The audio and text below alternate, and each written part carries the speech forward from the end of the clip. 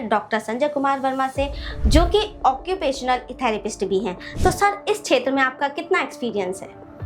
मेरा मतलब pass out होने के बाद से 25 प्लस हो गए, 26 ईयर्स प्लस। बल्कि इस फील्ड में इतने साल काम करते करते मैंने अपनी एक खुद की थ्योरी और टेक्निक डेवलप करी है, that is known as developmental primitive reflex therapy. माता पिता और थेरेपिस्ट कैसे पहचान सकते हैं कि बच्चे का बिहेवियर टेंट्रम है, ओवरलोड है, इमोशनल डिस्ट्रेस है या टास्क अवॉइडनेस है?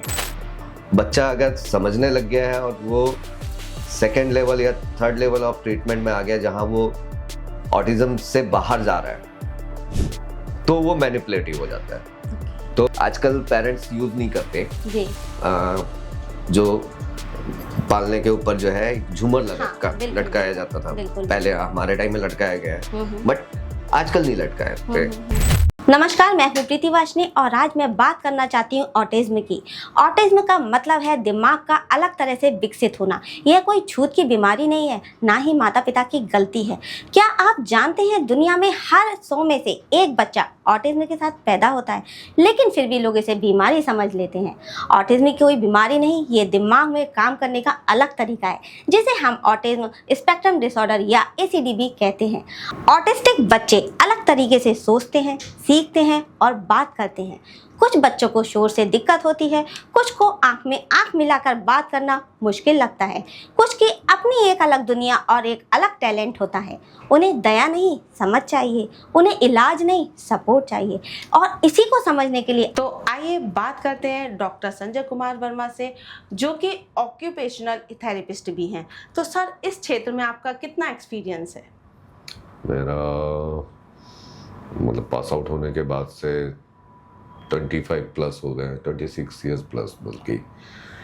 और ऑटिज्म के क्षेत्र में काम करते हुए तो काफ़ी टाइम हो गया, और मैंने जो इस फील्ड में इतने साल काम करते करते मैंने अपनी एक खुद की थ्योरी और टेक्निक डेवलप करी है, that is known as developmental primitive reflex therapy, और काफ़ी कारगर है ऑटिज्म में ट्रीटमेंट में। सर, ऑटिज्म से जुड़े कई बिहेवियर्स को सिर्फ प्रॉब्लम बिहेवियर कहकर लेबल करने के बजाय उन्हें कम्युनिकेशन के रूप में समझना क्यों जरूरी है? देखिए, ऑटिज्म का जो बिहेवियर होता है वो हाइपर एक्टिविटी, हैंड फ्लैपिंग या सेंसरी कहीं पे एकदम से जाके कुछ ऑकवर्ड मूवमेंट्स कर लेना, या वहाँ पे टेंट्रम थ्रो कर देना, या वहाँ जाना ही नहीं। तो उस तरह के जो बिहेवियर है वो कम्युनिकेशन इसलिए माने जा सकते हैं क्योंकि बॉडी जो उसकी फील कर रही होती है बच्चे की, वो बोल नहीं रहा है, वो अपनी हरकतों से जो है वो आपको बता रहा है कि मेरे साथ ये हो रहा है या मेरी बॉडी के साथ ये हो रहा है, मुझे ये फील हो रहा है। तो वो बोलने की बजाय वो बिहेवियर से करते हैं। तो कुछ चीज़ें जो है बिहेवियर जो डेवलप होते हैं वो पोस्चर से होते हैं, और साइकेट्री में बोला भी जाता है कि body posture is directly proportional to the behaviour. तो जब आप बिहेवियर बच्चा जो है कुछ कर रहा है, जैसे आपको पेन होता है बैक में, जी जी, ठीक है ना, तो आप बोल देते हो कि हाँ मेरे कमर में दर्द हो रहा है। अगर आप ये सोचो कि आप बोल नहीं रहे हो तो आप सीधा जो है बोलने का मन नहीं है तो आप बोल दो ना कि मेरी बैक अभी वो हो रही है। तो वो उसी तरह जैसे आपने इशारे से बताया कि मेरी बैक हो रही है, तो वो बिहेवियर जो है फ्लैपिंग या टेंट्रम थ्रोइंग या कुछ ऑकवर्ड मूवमेंट करके वो बताते हैं। इसलिए उनको बिहेवियर्स को कम्युनिकेशन स्किल ही समझना चाहिए बच्चे की। ओके, तो इस पे आपने काफ़ी रिसर्च किया है। जी। सर, माता पिता और थेरेपिस्ट कैसे पहचान सकते हैं कि बच्चे का बिहेवियर टेंट्रम है, ओवरलोड है, इमोशनल डिस्ट्रेस है या टास्क अवॉइडनेस है? देखिए, ये चीज़ बिहेवियर जब माँ बाप होते हैं तो वो कई बार इसमें कंफ्यूज हो जाते हैं कि ये ऑटिस्टिक बिहेवियर है या मैनिपुलेटिव टास्क अवॉइडेंस बिहेवियर है। बच्चा अगर समझने लग गया है और वो सेकेंड लेवल या थर्ड लेवल ऑफ ट्रीटमेंट में आ गया जहां वो ऑटिज्म से बाहर जा रहा है, तो वो मैनिपुलेटिव हो जाता है। तो कई चीज़ें जो पहले जो बिहेवियर था कि मतलब आपने कुछ बोला या कुछ चीज़ें हुई, तो वो 1-2 सेकंड रुकेगा, कहीं ना कहीं आपको लगेगा कि वो रुका, सुना, और उसके बाद जो है वो बिहेवियर किया जो आप एक्सपेक्ट कर रहे हो। ठीक है, तो वो जो है मैनिपुलेटिव बिहेवियर है। ठीक है ना। और अगर कोई चीज़ कर ही नहीं पा रहा, बॉडी उसकी जो है उसका साथ नहीं दे रही, और आप उसको जबरदस्ती वो चीज़ करवा रहे हो, और या उसने कोई आप उस कंडीशन में उसको लेके जा रहे हो जहाँ पे वो टेंट्रम थ्रो कर रहा है या हाइपर एक्टिविटी शो करने लग गया या एक्साइटेड हो गया, एंजाइटी आ गई, जी जी। तो वो बिहेवियर जो है वो आपको पता चल जाएगा कि हाँ ये है। और मैनिपुलेटिव बिहेवियर भी, टास्क अवॉइडिंग जो बिहेवियर है वो भी आपको पता चल जाएगा, क्योंकि वो एक सेकंड ग्लिच होती है जो जी। आपको फ्लिकरिंग पता चल जाती है कि हाँ ये बिहेवियर है। ओके, तो सर हम इसको इससे भी रिलेटेड कर सकते हैं ना, हैंड्स फ्लैपिंग, गोल गोल घूमना, कूदना, काटना, टकराना या झूलना जैसे रिपीटेटिव बिहेवियर बच्चे के नर्वस सिस्टम के बारे में क्या बताते हैं? जैसे हैंड फ्लैपिंग है, हैंड फ्लैपिंग अगर स्टेबिलिटी जो है, पोस्चरल ग्रेविटी जो फील होती है, टेक्टाइल सेंसेशन जो बोलते जी, हैं, जी। मतलब सेंसेशंस होती हैं। हाँ हाँ। अगर ग्रेविटेशनल सेंसेशन उसकी पोस्चरल, उसको लग रहा है कि गिर रहा हूँ, या जैसे आप हैंड फ्लैपिंग का जो पोस्चर होता है वो ये होता है, जी ठीक है ना, वो इसी पोजीशन में फ्लैप करता है। जी जी। तो जब आप गिर रहे होते हो तो क्या कर रहे होते हो? हाँ इसी पोजीशन में आते हो। बिल्कुल। बस ये है कि वो फ्लैप करना, क्योंकि वो पीछे गिर रहा होता है तो वो रिस्क से ओके। आगे लेता है बिहेवियर। तो जब वो उसका, तो वो कम्युनिकेशन उसका यहाँ पे आ रहा है, ठीक है ना। कि अब ये चीज कैसे होती है, जब डेवलपमेंटल माइलस्टोन्स में जब बात कर रहे होते हैं, जब बच्चा जो है फर्स्ट 3 मंथ्स में जो है वो मिड लाइन पे लेके आता है हाथ। अगर आप आजकल पेरेंट्स यूज नहीं करते, जी। जो पालने के ऊपर जो है एक झूमर बिल्कुल, लटकाया जाता था, बिल्कुल, पहले हमारे टाइम में लटकाया गया है, बट आजकल नहीं लटकाया, ठीक है ना, क्योंकि वो मिलता भी नहीं है जल्दी। बिल्कुल। बट नॉर्मली अभी कुछ कंपनियां लेके आई हैं जो बच्चों के प्रोडक्ट्स बनाते हैं, टॉयज वगैरह, तो वो लेके आई हैं। ओके। तो जो फर्स्ट 3 मंथ्स में क्या होता है कि बच्चा मिड लाइन लेके आके रीच लेके डेवलप करता है। राइट। तो उसको आगे के लिए जो उठने के लिए जो बॉडी वेट शिफ्टिंग जो सीखता है बच्चा, जी जी जी। तो वो चीज जो है नहीं हो पाती। ओके। इसमें सबसे बड़ा हैंड फ्लैपिंग का जो है, आप वो देखिएगा, वो मतलब जब हम हिस्ट्री निकालते हैं तो वो बच्चे होते हैं जो डायरेक्टली बिठा दिए गए, मतलब कॉर्नर में, सोफे के कॉर्नर पे या पिलो विलो लगा के आप बिठा दिए गए, तो वो बच्चे जो है वो उस माइलस्टोन फीडबैक को नहीं ले पाते। ओके। तो ऑटिज्म में वो जो बिहेवियर करते हैं तो वो इस तरह का हैंड फ्लैपिंग का बिहेवियर करते हैं। ओके। उसी तरह आप जैसे गोल गोल घूमना है, हाँ। जब स्पेस उनको समझ में नहीं आता, तो जब वो घूमते हैं तो वो उस स्पेस को, अगर आप तेजी से हाथ को अगर आप हिलाओगे, हाँ हाँ। तो आपके वेब स्पेस आप करके देखो आप, जी। कि अगर करते हो तो यहाँ पे वेब स्पेस पे ग्रेविटेशनल सेंसेशन आती है पल्स की। अच्छा। तो स्पिनिंग जो आप गोल गोल घूमने बोल रहे हैं, उसमें स्पिनिंग में जो है वो चीज बहुत बढ़िया एक्टिवेट सेंसेशन मिलती है, और उससे उनको स्पेस एरिया मिल जाता है कि हाँ ये स्पेस एरिया मेरे लिए में सेफ है। और मुझे बस इसी तरीके से वो हाँ, वो उसको सिक्योरिटी पर्पज से वो अपना वो एरिया डोमिनेट बनाता है। अब जैसे इसी में एक बिहेवियर जो होता है वो ब्राइट लाइट का, ओके। मतलब आपने देखा होगा कि कुछ बच्चे जो है वो तेज रोशनी को, सूरज को वो पूरा देख लेते हैं, ओके। ठीक है ना। उनमें क्या है, ब्लिंक रिफ्लेक्स जो है वो डेवलप नहीं होता। जी जी जी। अगर ब्लिंक रिफ्लेक्स नहीं डेवलप होगा तो वो क्या, तेज रोशनी में बिना पलक झपकाए कॉन्टिन्यूअस हम अगर 1 या 2 सेकंड देखेंगे तो हमारी आंखें मतलब एकदम से वाइटनेस आ जाता है। बट उनमें नहीं आएगा। वो 8-10 सेकंड, 20 सेकंड, 30 सेकंड तक जा सकते हैं। एक्चुअली उनके सेंसेस इतने डेवलप ही नहीं होते हाँ, ना कि वो उनको- ब्लिंक रिफ्लेक्स नहीं डेवलप है तो वो उतनी देख लेते हैं। अब इसी में ही अगर आप देखोगे कि कुछ बच्चे आंखों के सामने उंगली लाके हाँ करते हैं। आइस फ्लिकरिंग बिल्कुल। करते हैं, तो अब एक ही स्टेज है ये, ब्लिंक रिफ्लेक्स इसमें भी नहीं डेवलप है। जी जी जो सूरज की रोशनी को कंटिन्यूअस देख रहा है या ब्राइट ट्यूब लाइट को या हैलोजन लाइट्स को जो है फ्लड लाइट्स को वो जी कंटिन्यूअस देख रहा है बिना ब्लिंक किए हुए। बट अगर आप देखोगे जो बच्चे आइस के सामने उंगली लाते हैं वो उससे पहले कहीं ना कहीं वो ब्राइट लाइट्स की तरफ देखते हैं। ओके तो आंख के सामने उंगली लाने का मतलब होता है कि वो उस लाइट को तोड़ते हैं। जो blink reflex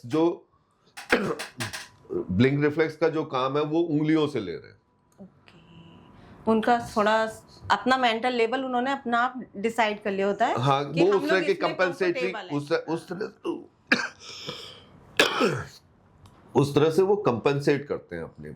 behaviour is actually compensatory. Yes जो सेंसेशन चाह रहे होते हैं, जो फीडबैक ब्रेन में मतलब गया होता है और वो नहीं मिल रहा होता, तो वो उस सेंसेशन को डेवलप करने के लिए उस अपना तरीका बनाते हैं। जी। और सर शायद आपने जो बोला झूमर के लगाना, तो शायद हमारे जो पुराने लोग थे वो सही थे।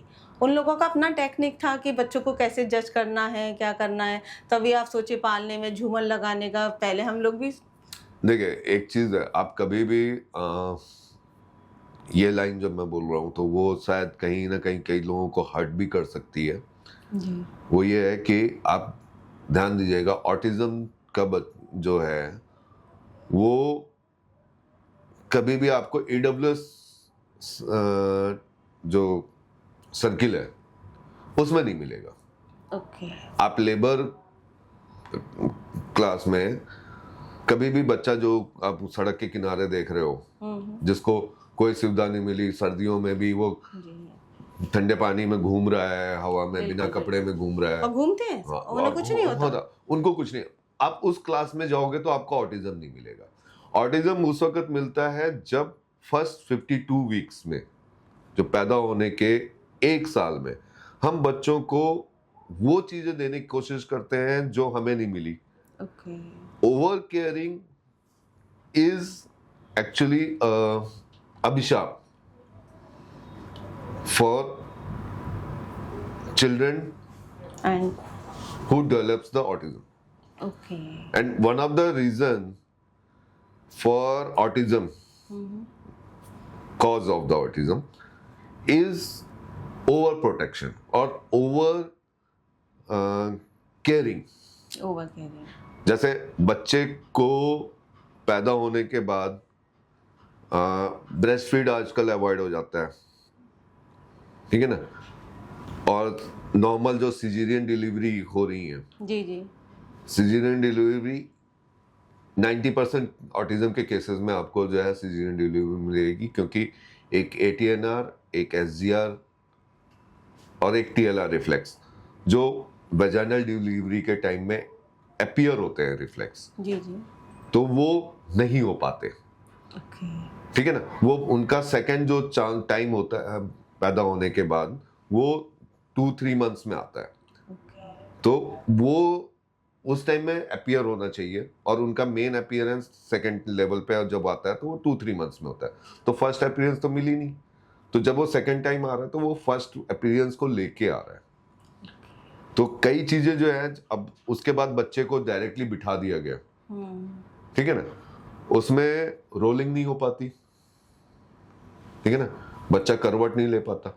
आपने देखा होगा ऑटिज्म में एक बिहेवियर आता है कि स्कूल जाने लायक हो गया बच्चा, जी बट वो आधा ब्लैक बोर्ड पढ़ता है या अपनी एक साइड की चीजों को बहुत ध्यान से देखता है, हाँ ये बात तो मैंने देखी। ठीक है ना। हाँ। ये स्पिनिंग वाले बच्चे जो है वो भी यही इस चीज के लिए भी स्पिनिंग करते हैं कई बच्चे, ओके क्योंकि उनको जो है पूरा एरिया कवर करना होता है, तो वो अपनी बॉडी को मतलब इस साइड से इस साइड लेके आने के लिए, आपने देखा होगा ऑटिज्म के कुछ बच्चे, पेरेंट्स इसको चेक कर सकते हैं कि अगर स्पिनिंग कर रहा है तो वो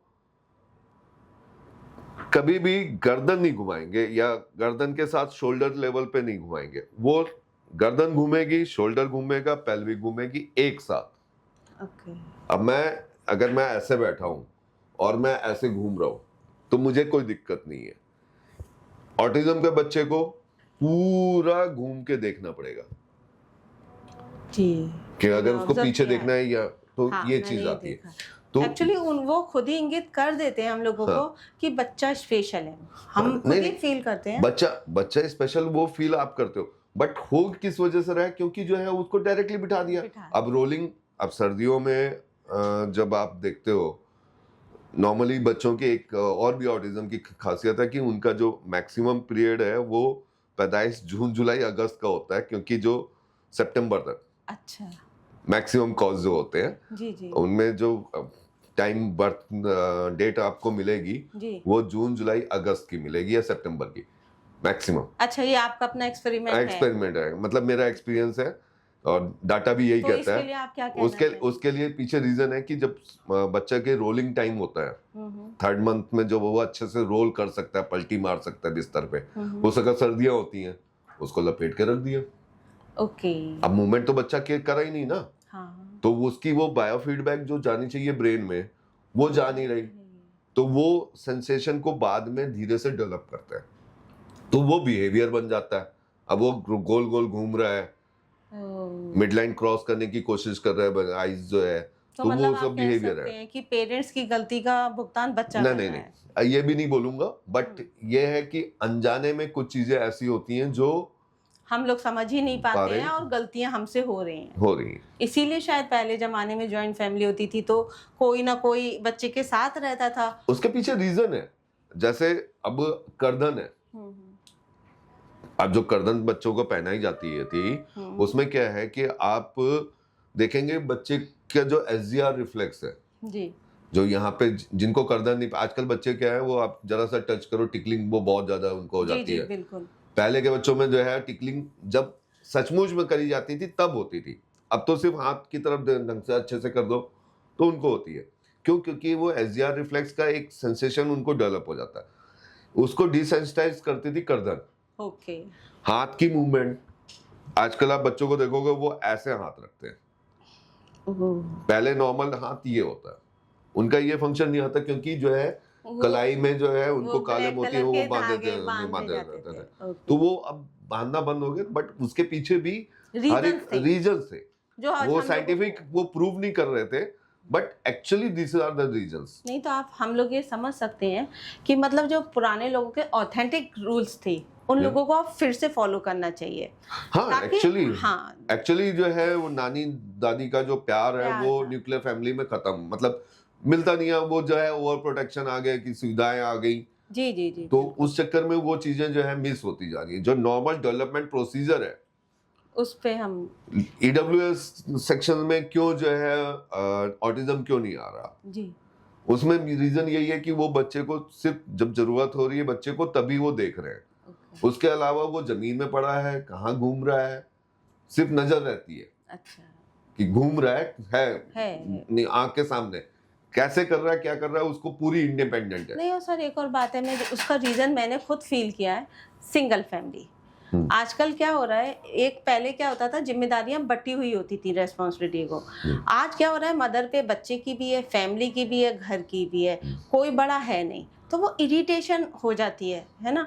तो शायद ये भी एक माइनस पॉइंट हो सकता है कि सिंगल फैमिली, बड़े शहरों में रह रहे हैं सब लोग, इतना कोई अफोर्ड नहीं है कि दादा नानी आ जाएं या हम लोगों के साथ रहें, तो वो टाइम टू टाइम जो मिसमैनेज हो रहा है, शायद ये रीज़न हो सकता है मे बी। तो सर ये डेवलपमेंटल प्रिमिटिव रिफ्लेक्स थेरेपी क्या है? डेवलपमेंटल प्रिमिटिव रिफ्लेक्स थेरेपी मैंने नाम दिया अपनी टेक्निक को। इसमें क्या है कि फर्स्ट जो डेवलपमेंट जो वर्ड आया है वो डेवलपमेंटल माइलस्टोन से आया है। नॉर्मली जो मेरे हिसाब से वो 84 माइलस्टोन्स होते हैं, अगर कुछ बुक्स में देखा जाए तो 88 बोला गया है, बट जो लास्ट 4 हैं वो कल्चरल या एनवायरमेंटल कंडीशंस के हिसाब से चेंज हो जाता है। जैसे इंडिया में कुछ हिस्सों में जो मैच्योरिटी है जी वो थोड़ी जल्दी होती है। जैसे नॉर्थ ईस्ट या साउथ में आप चले जाओ, प्यूबर्टी वहाँ पे बच्चियों में, लड़कियों में ज़्यादा जल्दी आ जाती है। अच्छा नॉर्थ इंडिया में डिले होता है।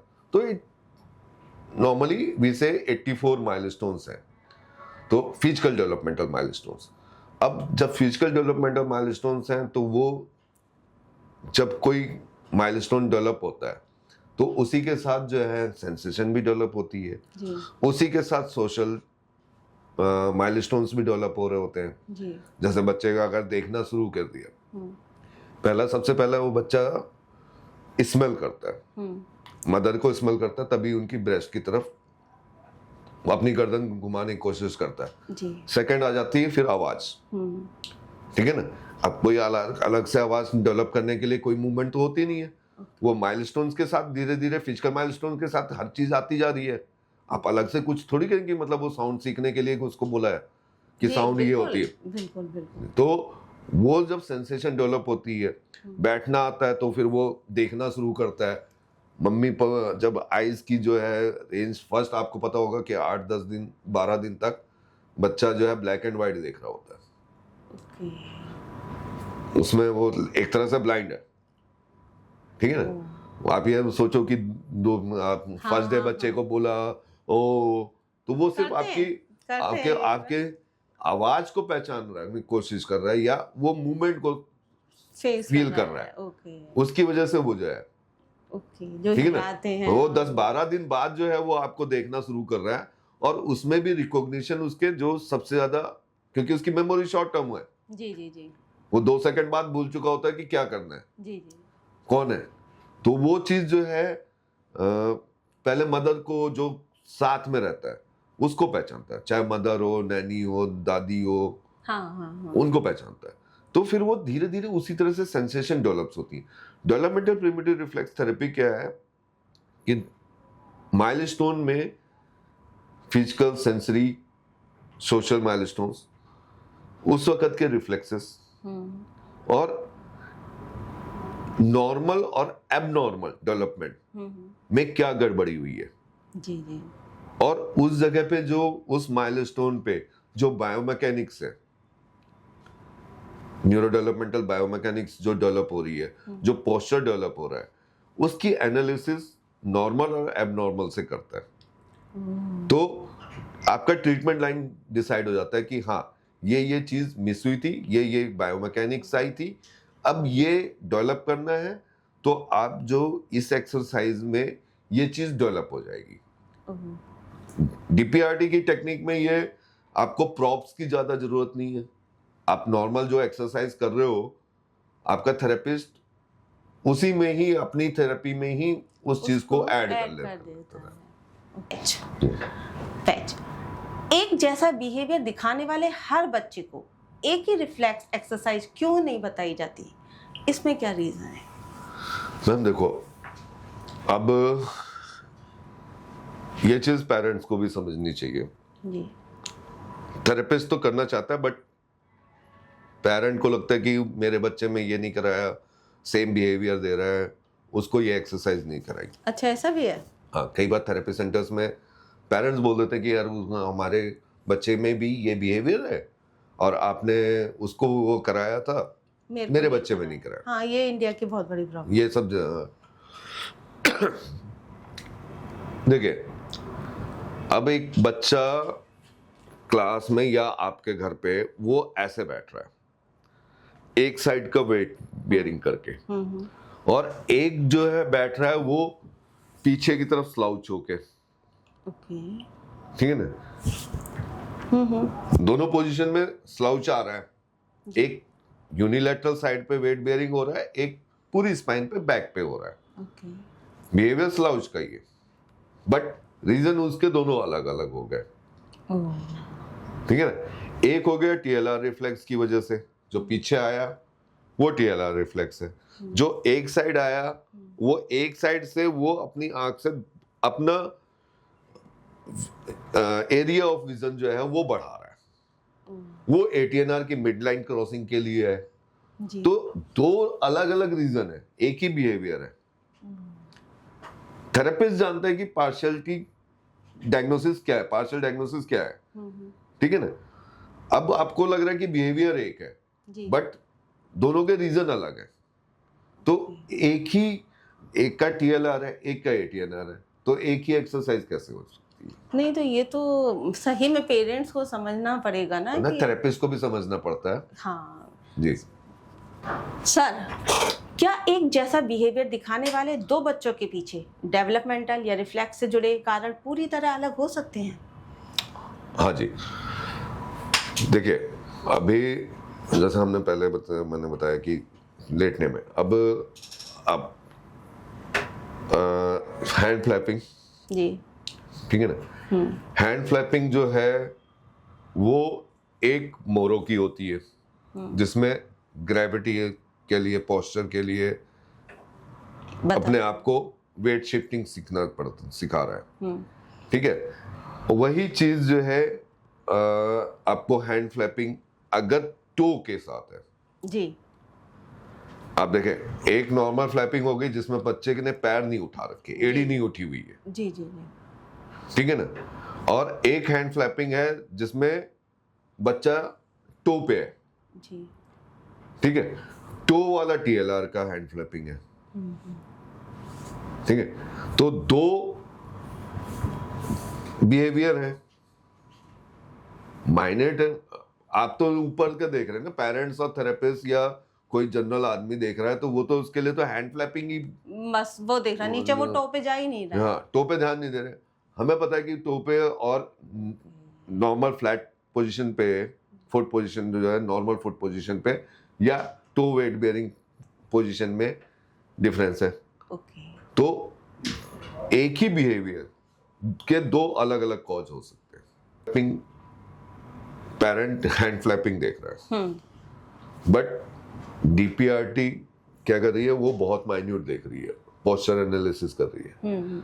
अब वो ये देख रही है कि फुट की पोजीशन क्या है। जी अगर फुट की पोजीशन फ्लैट है तो वो मोरो रिफ्लेक्स की वजह से हो रहा है, जी और अगर okay foot toe weight bearing पे है, ठीक है ना, बच्चा हैंड फ्लैपिंग करते हुए पंजे पे आ जा रहा है, हाँ तो वो टीएलआर रिफ्लेक्स है। ओके तो जो आपने बोला कि क्या दो कॉज हो सकते हैं एक ही बिहेवियर के, जी जी जी हाँ जी, हैंड फ्लैपिंग के दो कॉज हो सकते हैं, हो सकते हैं। हर बिहेवियर के दो तीन या तीन चार कॉज हो सकते तो हैं। ये सब पेरेंट्स को नोटिस करना चाहिए ना, थेरेपिस्ट को, थेरेपिस्ट को भी। हाँ जी। नहीं सर, तो ऐसा क्या होता है ना, जब पेरेंट्स बताएगा थेरेपिस्ट को तो शायद थेरेपिस्ट तब मैम, है। यही तो सबसे बड़ी दिक्कत हो रही है आजकल। ओके पेरेंट्स जैसे जो है ना, थोड़ा देखिए, मैं यहाँ पे एक चीज बोलता हूँ, अगर मैं अपनी यूएसपी है मेरी रिफ्लेक्सेस यूएसपी है, मैं अपनी चीजें या अपना एक्सपीरियंस एक लिमिट तक ही शेयर करूंगा, ठीक है ना। मैं गूगल पे जो चीजें डालूंगा या जो चीजें कहीं बोलूंगा वो कहीं ना कहीं गूगल पे आएंगी, या कहीं लिखूंगा तो भी वो गूगल पे आएंगी, लेकिन मैं पूरी चीज तो नहीं डाल रहा। यस, ठीक है। पेरेंट के और थेरेपिस्ट जो है वो भी पूरी चीज सीखा नहीं, ओके ठीक है ना, क्योंकि मेरा डोमेन नया आया है, जी जी इंडिया में नया है, अच्छा ठीक है। इसके ऊपर रिसर्च मैंने करी थी, बहुत लोगों ने करी है, बट मैंने क्या किया, डीपीआरटी जब टेक्निक डेवलप करी तो मैंने थोड़ा एक्स्ट्रा पढ़ा, अच्छा ठीक है। मुझे करीब 17 साल लग गए इस चीज को ढंग से बनाने में। ओह तो 17 साल के एक्सपीरियंस के बाद मुझे चीजें समझ में आई, वो मेरी यूएसपी है। मैंने गूगल पे डाला नहीं, थोड़ा बहुत मैंने कभी डाल दिया, जैसे एक एक्सरसाइज थी स्टारफिश, हाँ मुझे जब मैं दूसरों को सिखा रहा था तो उसके साथ मैं एक एक्सरसाइज और सिखाता था, जी ठीक है ना। अभी भी मैं पूरा नाम नहीं, दूसरे एक्सरसाइज का नाम नहीं ले रहा जो उसको बैलेंस करती थी, अच्छा ठीक है। मुझे पता है कि स्टारफिश पूरी तरह से मोरो का इंटीग्रेशन नहीं है, ठीक है। आज की डेट में वर्ल्ड वाइड वो बुक में भी कई लोगों ने लिख डाली कि स्टारफिश, एमजीपी एक motor guided program kidney seat का था, जी जी जी उन्होंने डेवलप किया था, तो उसका मैंने कवर लिया था। और आज की डेट में मोरो जो है वो स्टारफिश जो है मोरो रिफ्लेक्स की इंटीग्रेशन एक्सरसाइज मानी जाती है। तो लेकिन मैंने जो काउंटर एक्सरसाइज वो नहीं बताई थी कि ये इससे लिंक है। तो अगर पेरेंट ये जाके बोलेगा थेरेपिस्ट को कि आप ये चीज करा दो, मेरे बच्चे में मोरो रिफ्लेक्स दिख रहा है, वो गूगल करके आया है। हाँ, वो But- आजकल हर पेरेंट्स का है, वो गूगल करके ही तो जाता है। गूगल में मैंने वो चीज तो डाली नहीं कि क्या चीज कैसे देखनी है। जी जी। ठीक है ना? तो आपको कैसे पता कि ये मोरो ही है?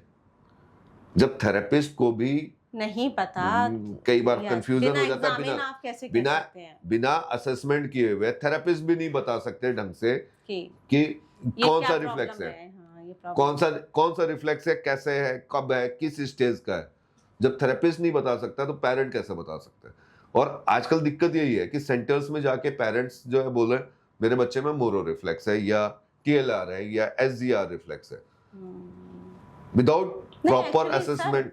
दिक्कत भी ये मुझे लग रहा है, हर चीज का पहले गूगल कर लिया जाता हाँ है ना, और उससे क्या होता है, ओवर कॉन्फिडेंस हो जाता जी। है। डॉक्टर भी परेशान हो जाते हैं कभी कभी, मैं देखती हूँ, वो कहते हैं आप पहले पढ़ के आए हैं तो पहले वही पूछ लीजिएगा, हम बाद में बताएंगे। हाँ जी, है ना, ये होता है ना। जरूरी है। तो सर, रिहैब प्रोफेशनल्स को DPRT कोर्स करना चाहिए या नहीं करना चाहिए?